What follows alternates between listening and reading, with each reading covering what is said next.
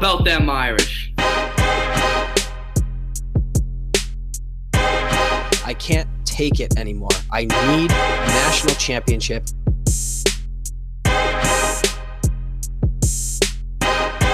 This is the Four Horsemen podcast.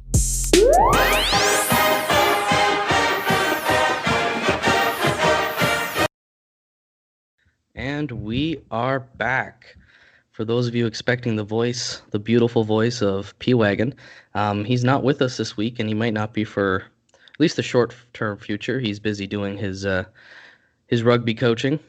And so Steve and I are going to take over. As some of you may have noticed, we got a new makeover. What would you say about that, Steve? Yeah. You got to drive the clicks, got to drive the social games. You and I are much more adept at that than P.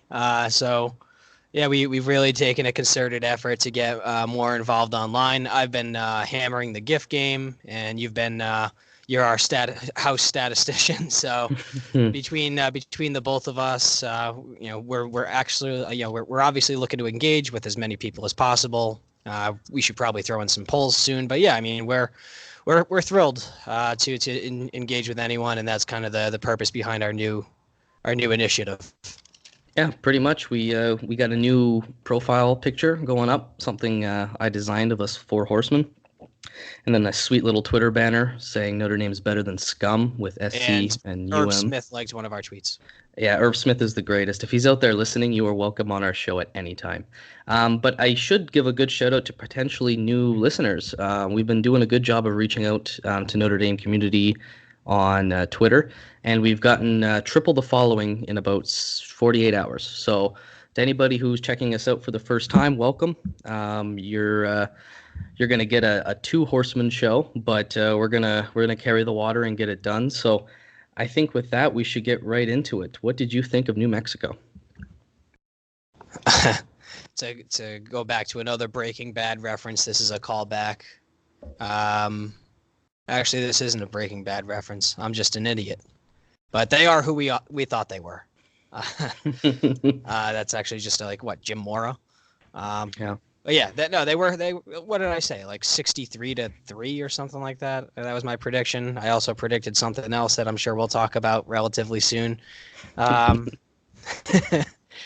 yeah, it was just they're obviously not on the same level. I mean, good for them. I mean, they showed some promise in the run game for them. Hope they have a successful season. Hope Bob Diaco recovers from his heart issue or whatever that may have been. Credit for them for putting up somewhat of a fight, but I mean, talent gap. It is what it is, and it felt good to really take care of a game that we were supposed to, which has been a problem in ND's past, especially since like the 2005 season. So, and I'm sure, obviously, you share that sentiment. Yeah, no, hearts go out to Bob Davie, of former Notre Dame coach. Hope he's recovering well. Davie, my bad. I didn't want to correct you. I thought if I just said it on reference for the life of me tonight. That's fine. That's what makes the show. It's funny because you look at the score line. What was it? 66-14? Is that the final score? You'd thought, wow, Notre Dame fans had a really nice, relaxing game. But au contraire, my friend, Notre Dame Twitter was meltdown when the Irish went 3-0, or not 3-0, but they didn't score a touchdown on their first drive. It was pretty ugly to start the game, and ND Twitter just kind of had a meltdown there. But this is why I say we are a very overreacting, emotional fan base, because we scored 66 fucking points. It was a very good offensive game. The defense was great. We can get into some stats going around later about running, but I thought overall Notre Dame was really good. We got to see three quarterbacks like I predicted last week, but nowhere near as good as the predictions Steve had made, which is going to go in the Hall of Fame of predictions. But yeah, I would like to just kind of get into two stats if I could. Areas of concern and areas of pride. The first one is Notre Dame went 1 for 10 on third downs. Unacceptable. It was carrying on from the Louisville week where it's like third and 1, 3rd and 2, and we just keep getting stuffed. I don't know what we can do. Well, I'll let you jump in. And just to compound on that, or expound, whatever. Again, I can't speak. That lone, conversion on third down. It was Lawrence Keys on the crossing route. Very early in the game. I think it was either the first or still in the first quarter, or it was just barely into the second. Very early on, crossing route. Lawrence Keys makes a nice adjustment. It was kind of an inaccurate throw, accurate enough to obviously complete, but he made the adjustment. He made the catch, first down, great, awesome. And then from there, we go 0 for 9 for the rest of the game. 1 for 10 for the whole game, like you mentioned. The most concerning thing at this point is the lack of adjustment being made. But I just wanted to interject quickly about that and give Lawrence Keys a shout out. But continue on your thought. Yeah, no, it's a good interjection there. It's an issue that's going to have to be fixed. Teams that win are usually teams that are successful on third down and are winning in the turnover margin. But one thing I'd like to touch on where Notre Dame played well is really in the passing game, both offensively and defensively. So again, raw stats, nothing too much to get into, but we only really have the box scores. Unfortunately, college football data is not really to the level the NFL is. But just some general observations. We went for 434 passing yards, which is really good considering we didn't try in the second half to really throw the ball. We were moving the ball vertically, and that's what's really important. We were averaging something like 17 per attempt, or at least per reception, which again is mind-blowing numbers. You're getting the ball down the field, and we know statistically that throwing the ball, getting the ball vertical, getting higher yards per attempt, that's really more predicated to success, more predicated to score, and that's really a good sign to see. And on the flip side, defensively, we only gave up 151 passing yards, which is really significant because usually when a team is losing, they tend to throw the ball to catch up. That's why quarterbacks, for example, in the NFL who throw for 30 or 40 passing attempts per game are usually the ones losing the game because they're trying to get back into it. Exactly. The New York Giants forever. So 151 yards total is really impressive when you take that into account. And what's even more impressive is it was only 5.2 yards per, which is kind of insane when you think about it. You're only giving up 5 yards per pass, which is really not a good number for New Mexico. And that suggests that we are a lockdown pass defense. We're going to be very hard to throw the ball on. And also we picked up 3 interceptions. So it was an interesting game.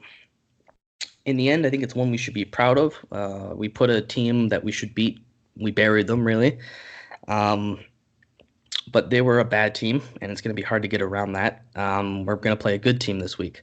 So before we jump into Georgia, I'm going to give you your opportunity to give us your 4 horsemen for the week. Yeah, 4 horsemen. So the first one kind of ties into that prediction that we alluded to, and if anyone listened to our predictions from last week, you would have heard this. I said on the podcast, if people don't forget, you can rewind, that Kyle Hamilton, true freshman, 5-star phenom from Atlanta, Georgia, he was going to get his first ever pick 6. And what do you know? 7-0. He begins the scoring on the day with a pick 6, which was awesome. And shout out to Dalen Hayes, not Jay Hayes, RIP. He's gone. Jay Hayes dropped back in coverage as the weak side defensive end. He got his paws up there, deflected the ball, made it, a very easily pickable ball for Hamilton, and then Hamilton just did the rest because he's a freak athlete. So he had 2 tackles on the day, pick returned to the house. He's my first horseman. Second has to be Javon McKinley. And I want to speak a little bit more about Javon shortly. So remind me after you finish your horseman.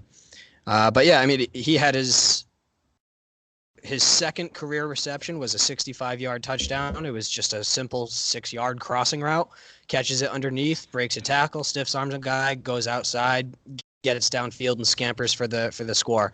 So he was excellent after the catch on that one. And then his other reception on the day, he only had 2 receptions for 85 yards, but 2 touchdowns. So his other one was just a fade route, go into the corner, make a jump ball, make a catch.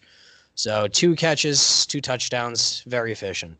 So Javon, hell of a game. It's crazy. He literally had 1 career reception going into that game. So as a senior. So good for him. The third, going to our rover, Asmar Bilal. There was everyone on defense played great. Sean Crawford played great. He had an interception. What a hell of a comeback story for him. A few other players that we can get into. But Asmar Bilal led the team in tackles he had 2 tackles for loss. So he's getting downfield. He's punishing ball carriers, and he's really forming into the role. And this is important because what's the analysis on Notre Dame versus Georgia? Right this week, it's that Georgia can run the football like no other country or no other team in the country. Notre Dame's interior defensive line and their linebackers are still developing, so they're a little bit behind and not on that superior level. So it's going to be the matchup, and we're going to probably get into that shortly. But to see Asmar Bilal, running all over the field, making plays, not just this week but throughout the entire season so far, as we are 2-0, feels good. It looks good, feels good, and everything has been going relatively according to plan so far between him and Drew White and the rest of the linebacking core. So I think that's a bright spot. And the last the last horseman is, of course, the chosen one, Phil Jurkovich. So Phil Jurkovich came out, and I think he ran like 2 drives, but he completed his first career pass, 52-yard bomb to Braden Lenzy out of shotgun. Just an absolute gorgeous missile down the center of the field, splitting the safeties. And it was, some have been saying, I didn't say this, so you're not quoting me, but some people have said it was literally the greatest pass ever thrown. So, so I mean, I'm giddy as a schoolgirl. My little baby boy Phil, he is the 4th horseman this week on just such an incredible stat line. So that's amazing. For those of you new to our show, Phil Jurkovich is our Lord and Savior, basically, especially for Steven P-Wagon. I have an uncomfortable crush on him. It's weird, but it's understandable because he is the future. So going into my first horseman, and I'm a little bit biased saying this, drinking some Tim Hortons here all the way in Canada, but Chase Claypool, man, this guy is a beast. He went 4 receptions for 96 yards, 24.4 per, or 24 per, for 1 touchdown. What made me choose him is that he's just so dominant. He made a beautiful catch on the boundary, which kind of got Ian Book in the rhythm. You can't beat him in the air. There was one chance where he had Book had him long, and he kind of got turned around. He didn't grab it, but he's just a monster out there. Like, I don't know how anybody can defend him. Yeah, and even he caught, I think it was a screen pass, or it was a screen pass. Breaks the initial tackle, gets upfield. What a strong runner, willing to take on like 4 or 5 defenders and move the chains. So yeah, I mean, hell of a talent. I love Claypool. I think he's premier. Yeah, he's a yak monster. We got a lot of yak monsters on our team, yards after catch. I can't say enough good things about him. I tweeted him after the game saying, man, you're making our country really proud. Keep on going, man. He's going to be a great player in the NFL one day. It's great to see that representation, as Canadians love when we find other Canadians. So my second horseman, I went with Ian Book. Early, it was a little rusty. I think Ian Book can best be described as a really good, if not great, quarterback who just still misses that thing to take him to the next level. Like, he almost had a perfect game. And when you really started the game, he didn't look too good. Kind of throwing the ball away. We're questioning the way he is in the pocket. But overall, he went 15 for 24, 360, 15 yards per attempt, which is a great statistic for a quarterback. 5 touchdowns and 1 running touchdown. What I want to bring up, of course, is QBR, which we talked about last week, the best quarterback stat. For those of you who've been looking at QBR, you might find something confusing like I did, but I think I figured it out.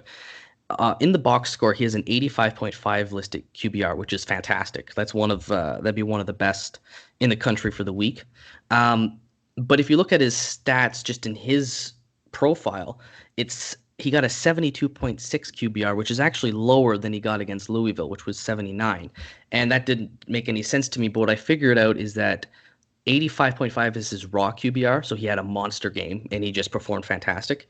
And 72 is his total QBR, which is opponent adjusted. So basically, New Mexico is so bad that they bumped down his QBR score 13 points.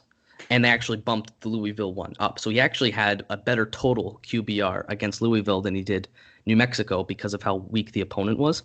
But nonetheless, total raw QBR was fantastic.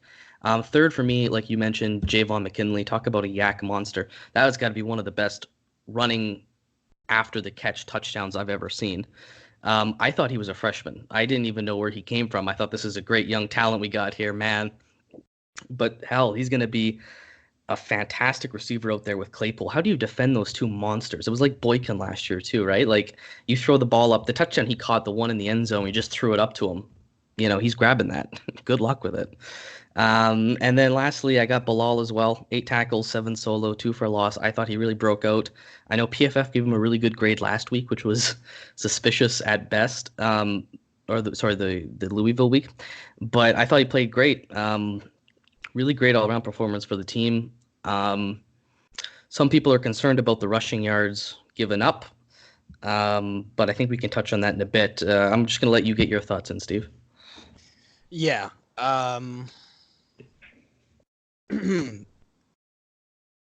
so Ian, I think the thing that is not getting him to the next level, and I have to take a step back, and because I'm becoming to a point so overly critical of him, but at the end of the day, this our quarterback had 360 yards and 5 touchdowns. Now, 2 of those touchdowns came from sweeps, 1 to Fink going left, 1 to Avery Davis going right. Avery Davis, how about that? Introducing himself on the year. Holy shit.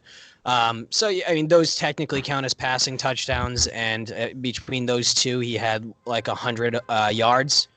All right, but that means he still had, like 250 approximate yards and 3 passing touchdowns. He was relatively accurate throughout the day.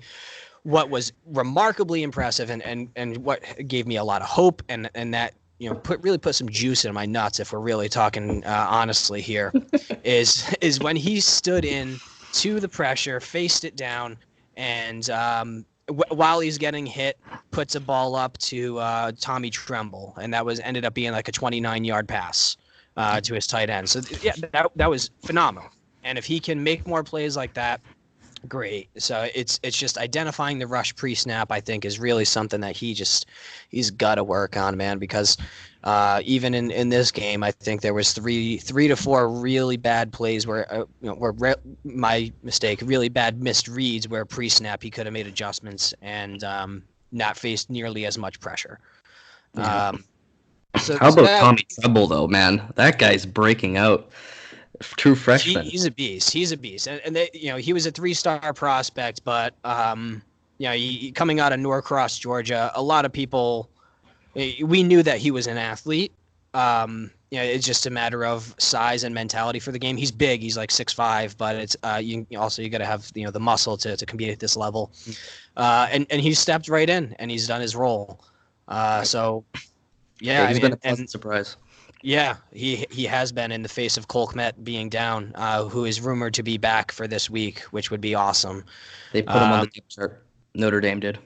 Excellent. Excellent. Yeah. So that's good news. I mean, we have a lot of depth. Even so, technically Tommy Tremble's our 3rd tight end on the roster, and he's been stepping up into the role in a hell of a way. So that's promising.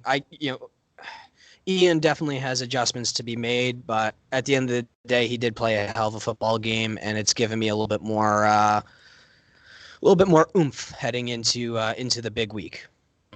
I think "juice in my nuts" has to be just a line we use forever now. Okay. Like that's gonna be a tagline. We can trademark that. We'll get. I have to create an Instagram for us. We'll have that out there some way. Possibly a T-shirt. Juice in our nuts with a big fuck yeah, rock. That's amazing in so many ways. We're kind of family friendly. We're a kind of family friendly podcast. If your family's cool with a few F-bombs and a few juice in my nuts jokes.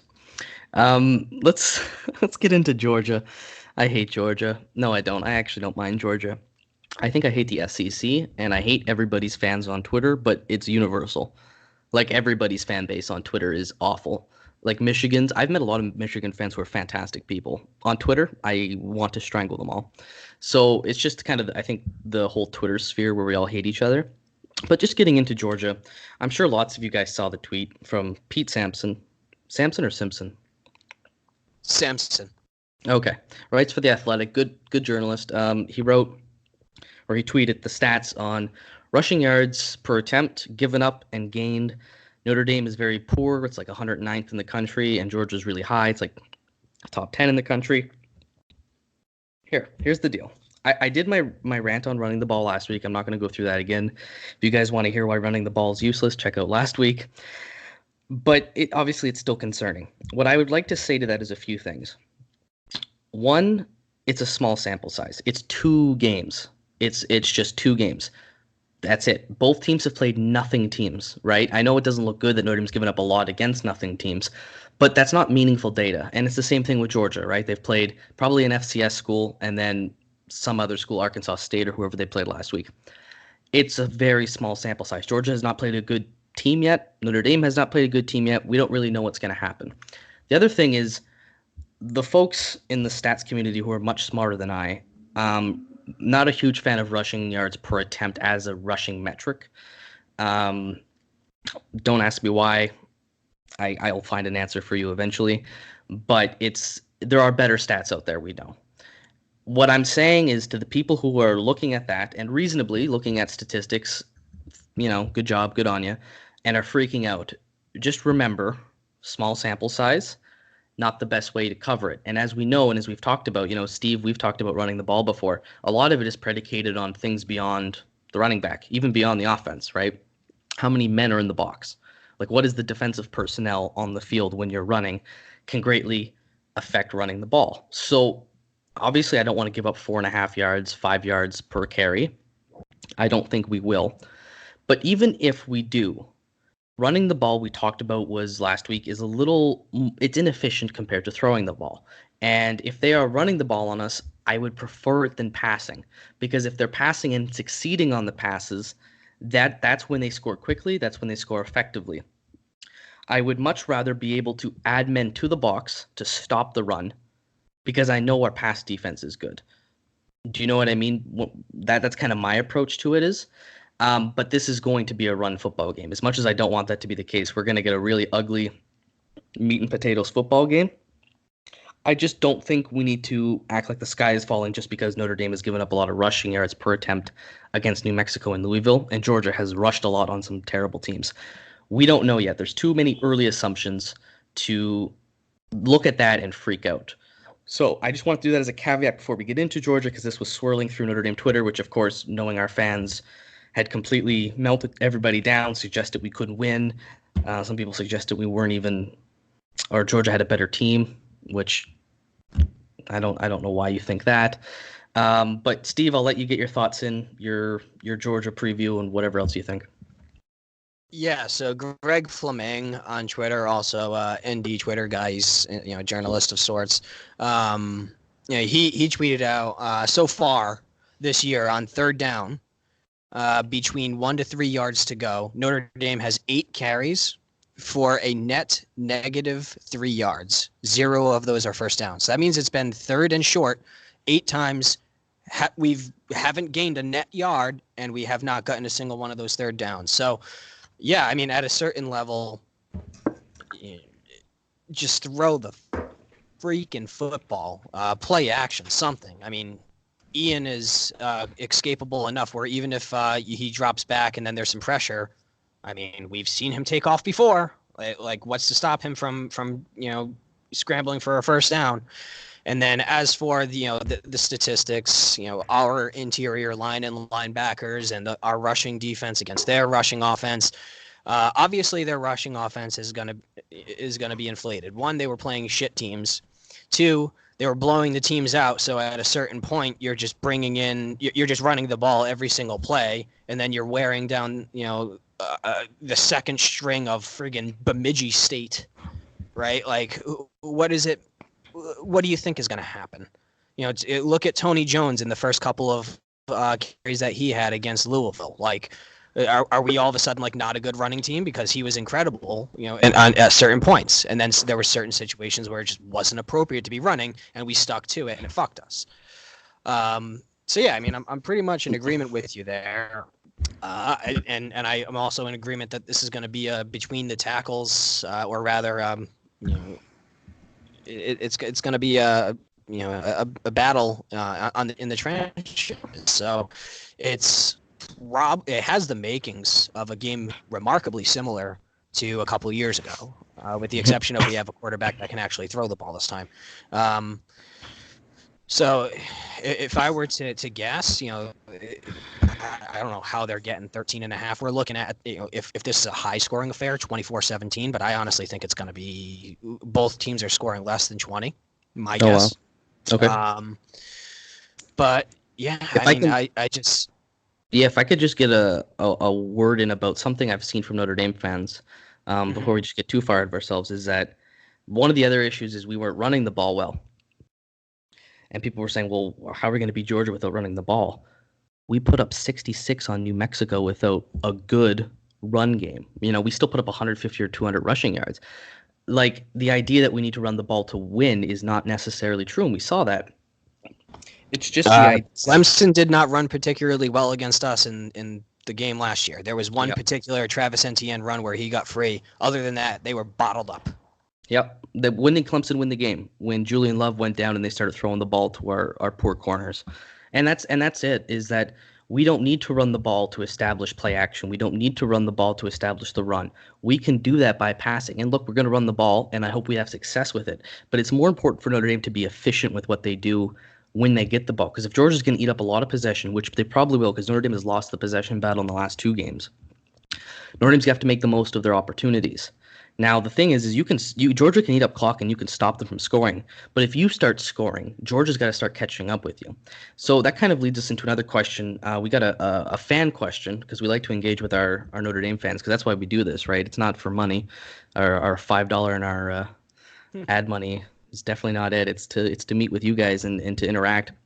So we got a question from Evan on Twitter saying, what's more worrying, Georgia's passing or run game? So I'll let you take that one first, and I'll give you my answer. Yeah, I mean, obviously it's the pass game.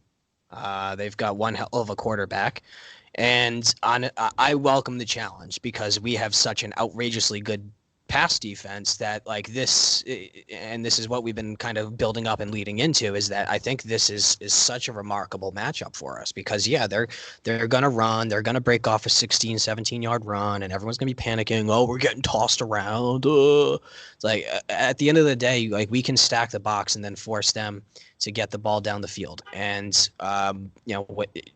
please do.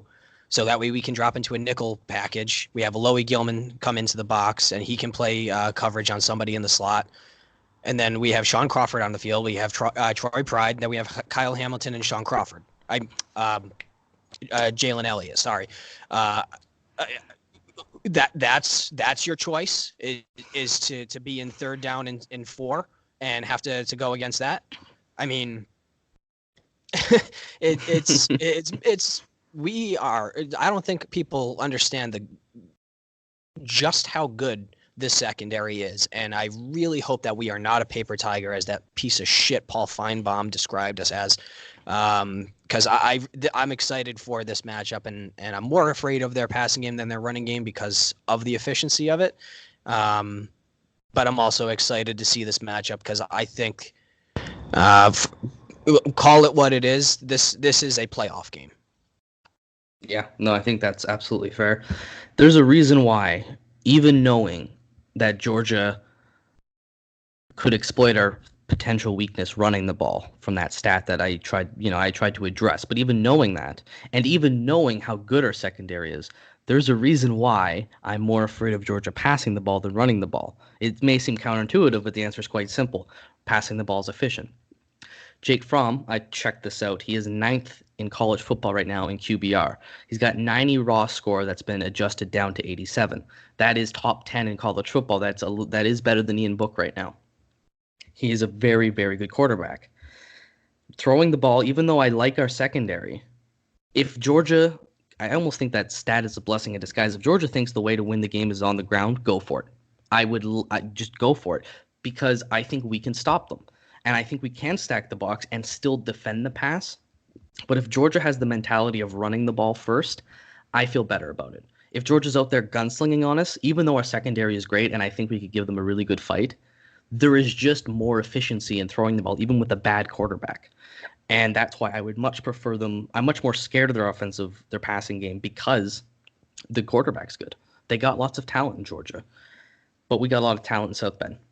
And I think that's going to really bring us to the tail of the tape. So do you have anything to say about Georgia before we line them up? Line them up in terms of going like roster spot for roster spot or like the end of the podcast? No. I had basic stuff like where do you think we could exploit them? Stuff like that. I mean, I don't tail of the tape. Yeah, I mean, I don't pay too much to them. Pay too much attention to them. Jeez. So, yeah, I don't particularly have the all 22 on the SEC. I don't really care for it as a conference. There's really 3 teams, and the rest of everyone else kind of sucks, to be frank. Yeah, I mean, it is what it is. We know that they have a hell of a quarterback. We know that they have a good offensive line. We know they have good running backs. You could even say great running backs. Wide receivers, I think they lost one of their guys recently to the draft. I think Cole Hardman and Ridley too. Okay, so now they have just Godwin, correct? Yeah. As like their main return guy. I think. I'm pretty sure it's just Godwin who did, albeit make that incredible catch a couple of years back against us. I think he was a sophomore. So, yeah, they are a good football team. They've also lost a ton of talent to the NFL. And good for them. I have no animus towards Georgia. Mike McGlinchey was quoted. He said in 2019, even though we lost, it was the way that we played and the way that we stuck with him that he knew, quote unquote, this program had turned it around to the next level. Even in the face of a loss against that team, internally, they knew, we are right there. We're on the precipice of being with these guys. And we've only gotten stronger talent-wise, development-wise with coaches, and then also, at in depth. We have a lot of young guys, Braden Lenzy, Lawrence Keys, that are now contributing on the offense. There's no reason why we can't be within 7 points late in the fourth quarter. There's no reason why we can't be ahead 7 to 10 points late in the fourth quarter. There's no reason why we can't go in and win this game. We obviously have a big game problem, quote unquote. I don't think you're a true Notre Dame fan if you can't recognize that. But I work in investments, and our number one disclaimer: past performance is not indicative of future performance. So there you go. Yeah, just because we lost to Alabama 7 fucking years ago, when they were running the ball down our throats, doesn't mean that that's going to be indicative of this team. Those guys are long graduated and probably working at other investment firms, right? So so fuck Paul Feinbaum. We know what this game is going to be. It's going to be a trench war. Hopefully Brian Kelly just doesn't screw around too much with the play calling, and he's willing to just open up the playbook, the passing playbook, and let Ian just do his thing, and hopefully Ian can make the proper pre-snap adjustments, because I think that's what it's basically coming down to, is can Ian face the rush, and I believe that he can, that's basically what it comes down to, in my opinion.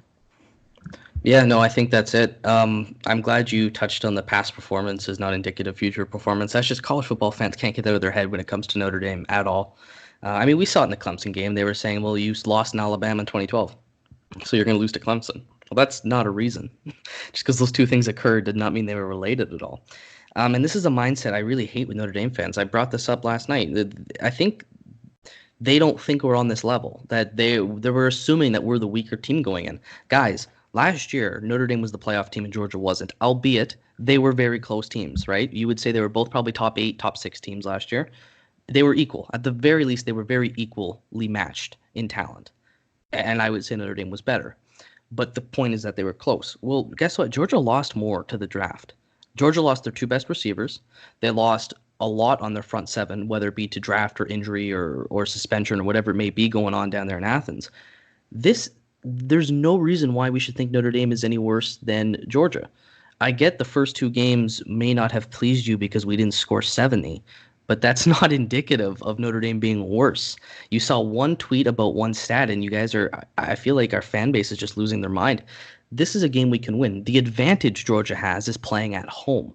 That's it. We are a big road team. And being a 14-point dog or whatever Vegas has it at I think that's a bit much. I think that's a lot of public money coming in. Just recently. I would think usually, so the home team usually gets 3. I would go between 7.5 and 10.5. Georgia favorites, I think, would be much more fair, because they are a home team. People will assume they're higher ranked. Their quarterback's performing better. I get that. We are underdogs, but to suggest that we are a 2-touchdown team below Georgia is just ridiculous. And even if we can get into this for a moment, I put up some stats. So efficiency stats. Offensively, Georgia's 5th in the country. Notre Dame's 16th. Georgia's 8th defensively efficiency. Georgia's 9th defensive efficiency. Notre Dame is 8th. We're actually a higher efficiency defensively than Georgia. Overall, Georgia's 4th and we're 9th. We're very close after a small 2-game sample size, which shouldn't be taken too seriously. And then if you look at S&P, one of the best and only advanced analytics on college football, Georgia's 3rd in the country. Notre Dame's 10th. We're very close. Our scores, it's not like this is a David and Goliath game. Like, people forget, and there's a stat going around that we're like 1-19 since I think 05 or 2000 or whatever against top 5 teams. And what I find that's a little unfair because the ranking system's a little arbitrary, because I don't know about you guys, but I remember our Notre Dame team going down to Norman, Oklahoma and beating the brakes off a Sooners team. I was just going to bring that up. I was absolutely just going to bring that up. I remember Chris Brown catching that huge post route like yesterday. Yeah, I mean, that's the last time, right, that we had a top 10 opponent on the road, or maybe it was the most recent one may have been Miami back in that 2017 season. But it's not like Brian Kelly hasn't played in big games before. I mean, Notre Dame has struggled in recent past, correct? But again, past doesn't dictate the future. And I feel like people don't understand the concept that Brian Kelly's won 2 national fucking championships at Grand Valley State. Then he went 12-0 at Cincinnati, of all places. Like, he's a great coach, 2-time coach of the year since joining Notre Dame. So like we have the depth, we have the talent. Are we supposed to believe that we're just like totally gonna get the doors blown off of us? I mean, if you paid attention at all to the first 17 to 22 minutes of the Cotton Bowl, we were step for step every second of the way, with that Clemson team, which was, in my opinion, better than this Georgia team. So, assuming that there's no injuries, assuming we play our game, what's to stop us from being within 7 to 10 points? Which, exactly what I mentioned before, and then you said that's basically a fair handicap. So, I don't see a reason why we should be terrified. I don't see a reason that we should feel inferior to this team. Every metric has Notre Dame as a top 10 football team in the nation. You're not going to be a top 10 football team and just get your shit stomped in. And this is 9 times out of 10. And this is the 3rd year in a row. Kelly went 10-3. Of course, the year after we went 4-8 with a big bowl win against LSU, which, by the way, we've beaten LSU twice in bowl games. We've beaten rivals at home. We've won big games before. It's a myth. We've lost some big road games. Everybody does. People sometimes forget that it's hard to win on the road against good teams. But so that the one year people forget Alabama lost to Auburn. Last year we went 12-0. This year we're expected again to have a really good season. And people forget that Notre Dame has been really good under the Kelly era with the first few years aside, and then the 1-4-8 year aside. And I understand as a program we can't be inconsistent like that. But you look at the year we were 6-0 at Florida State with the worst pick call in the history of college football. Notre Dame is looking to get into the final BCS title game that year. That's how close they were. You're giving me PTSD right now, but please continue. Sorry, but the whole team fell apart afterwards with injuries, and yes, we ended up having probably, it was an 8-4, 9-3 season. I get that. But going into the game against the defending champs, or who the would-be champs, whatever Florida State was that year, that was a game Notre Dame was looking. They were highly ranked that game. What about the Clemson year where we lose in a hurricane on a failed 2-point conversion? Was Notre Dame not good that year? In fact, I've seen a tweet out there saying it doesn't matter what happens with strength of schedule. Notre Dame can't get in 11-1. I don't know if you guys remember out there, but that year Clemson won. Notre Dame was ranked third or fourth for most of that playoff season until they lost to Stanford. Notre Dame was a one-loss team in the playoff conversation. Them and Oklahoma were going back and forth. What about the year we lost to Georgia? Do you guys remember that year? We were 8-1, 9-1 going to Miami. We were the third-ranked team in the country. We were by far a playoff team. So I don't think this game's the be-all, end-all, and I also like to point out that we've been a very good program. Kelly's gone 12-0 twice. We've had at least 4 10-win seasons. When's the last time we've had that as a program? And if you want to get a word in, because I'd like to kind of tie that up with something. No, keep going. Go off, King. I put something out on Twitter from our podcast that you guys can check out. And the reason I put it out there is I want to make a point about it. So ESPN has a win probability method calculated by FPI. And it takes in all of our factors against the teams we're playing, who we are, based on some things with last year, some things with this year. And it gives a projection. I'm sure you guys are familiar with win probability. Notre Dame has a 32.7 chance of beating Georgia this week. That's not bad. We're clearly an underdog. It's a game we're not supposed to win, but it's a game we can win. The fact that it's at 32% suggests Notre Dame is a very capable underdog. But what I want to draw your attention to is everything afterwards. Virginia at home, 87.1% chance to win. Bowling Green, 99.6. Southern Cal, 84.1. And this is the key one. At Michigan, because they take into account home and away. Notre Dame has a 67.5 win probability of beating the Wolverines on the road in Ann Arbor. Now, who knows if that'll happen? But the point I want to make there is... I do. Shea Patterson's a bitch. Well, we're favored to beat them. Michigan is a fantastic, or maybe not fantastic, but they're still a top team. They're a ranked team. That's a tough environment. We're expected to win. Virginia Tech, 94.8. Duke, 85.3. Navy, 96. BC, 97. Stanford on the road, 83%. Notre Dame is favored to win every game after Georgia, which is a game we could win. And don't get me wrong, we could lose some of the games we're favored to. But the point I want to make here is we're elite. We are on the door with Ohio State, Oklahoma, Georgia. We're in that conversation. That's what people don't understand. This is the best era we've seen since Lou Holtz. Notre Dame has been building to this. This is 3 years in a row now. How many teams can you remember that have been in this conversation for 3 years? I can think of Ohio State and Oklahoma and maybe Georgia, of course Georgia, but consistently it's just been them three and then Alabama and Clemson, which is on a different level. We're at this level. Not even LSU. Not LSU, not Michigan. Michigan keeps getting put into this conversation despite never finishing near that high. Ridiculous. It's Notre Dame. We are at this level, and our fan base has this just beaten dog mentality of just we're not good enough. We're overrated because we're told we're overrated. We're not. We're a good program. We've been recruiting excellently. Kelly has been producing a lot of talent. We've been winning games. This game at Georgia is going to be very important for the program. Don't get me wrong. We can win it. We can lose it. It's. I don't want to be winning it and saying, haha, look, I told you so, or then lose it and people say, haha, I told you so. Both can happen because these are two very good teams playing in Georgia. There's no wonder why we're an underdog. And people who are freaking out about running in the first two games, who gives a crap about that? This is the game that matters. This is the game our team has been looking forward to. This is the game with meaningful data on the line. And I just think that this is going to be one hell of a ball game, and it's one that if we win, somehow people will discredit us, but the committee will put us with respect.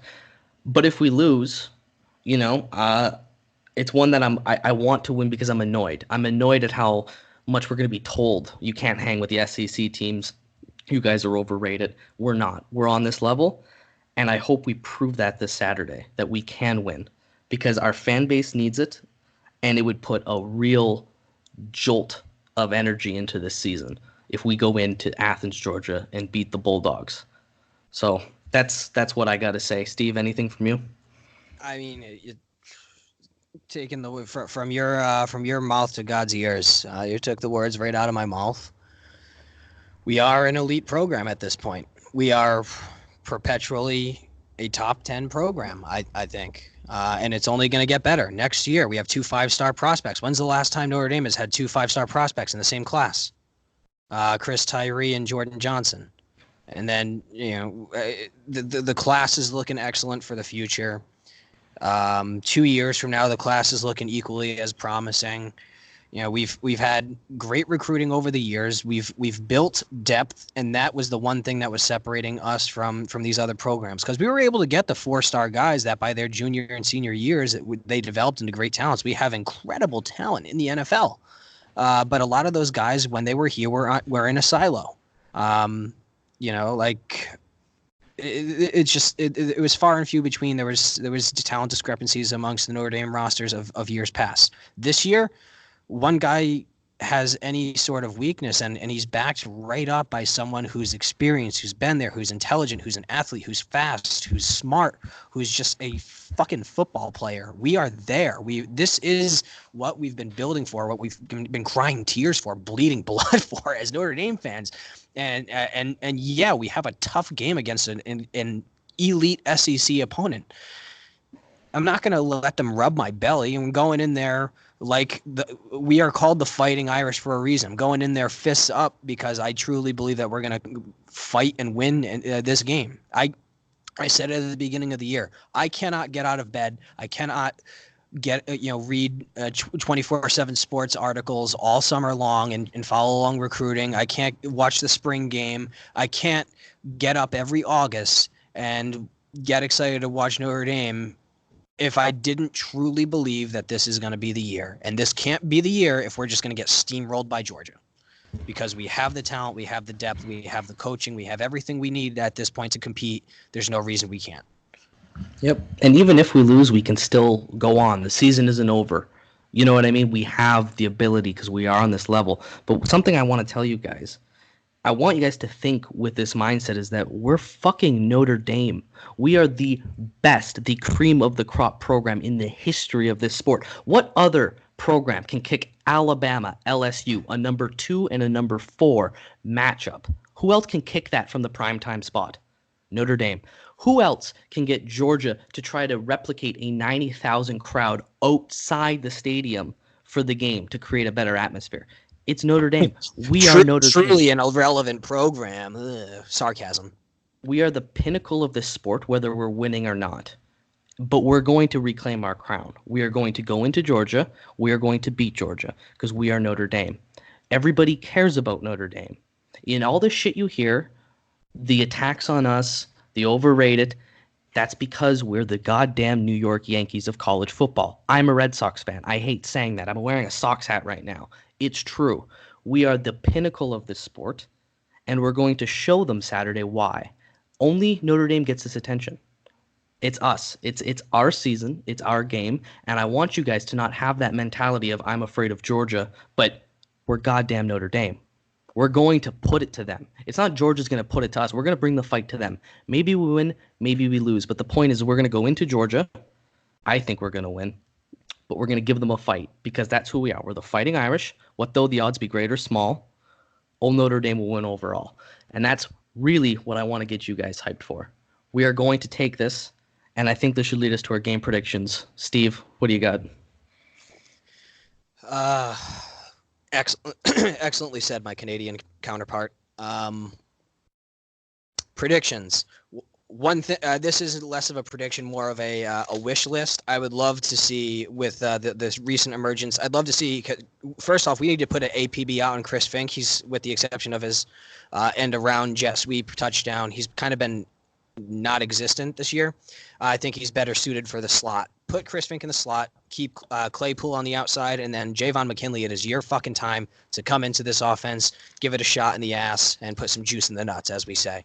But yeah, predictions, again, I think it's a relatively low-scoring affair. I think it's because our defense is absolutely phenomenal. I think that Georgia has a very good defense, and I think that they're going to be able to put some pressure on Book, and there's going to be some times that Ian Book is going to look a little lost. But that kid is a fucking warrior, and we are the Fighting Irish, exactly like you said, and I think he's going to fight through it. Whether or not we win or lose, I'm not making that prediction. I'm saying this has the makings of a 17-13, 17-16, 20-17 type of game. That's my prediction. Is it's tight, and my prediction is that it's a low-scoring affair. And Phil Jerkovich, I love you. Can you give us, before I get into mine, just one Kyle Hamilton return for a touchdown kind of prediction? Because you seem to have a power here. So give me some kind of prop that'll happen in the game. Braden Lenzy is going to make some sort of spectacular play where he's going to blow the game open. Perhaps the Irish are down by 10, and Braden Lenzy is going to make some sort of ridiculous play with his outstanding elite track speed, and he's going to get in the end zone and pull the Irish back into the game so we can keep fighting. I love it. I'll give you what I have to think. There was a game played way before my time as a Notre Dame fan. By the way, it's my 22nd birthday today, so I'm fairly young. Happy birthday, brother. Thank you. That's what I love about this podcast is we can all get together. We have many differences, many different opinions, and we just get along because it's about Notre Dame. But there was a time when Notre Dame played Florida State in Tallahassee, way before my time. And to start the game, there was a big touchdown scored by the Irish. And the receiver walked into the student section of the Florida State Seminoles and did the tomahawk chop and then swipe no. And that's the moment when Notre Dame beat Florida State on the road, however many years ago. I believe to start this game, Notre Dame is going to punch Georgia in the mouth. I think we're going to get off to a very fast start.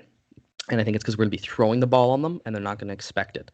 I expect the Irish to go up early, but then I expect the Georgia Bulldogs to fight back. I think we're going to be defending a lead for most of the game, and we're going to require the defense to come through.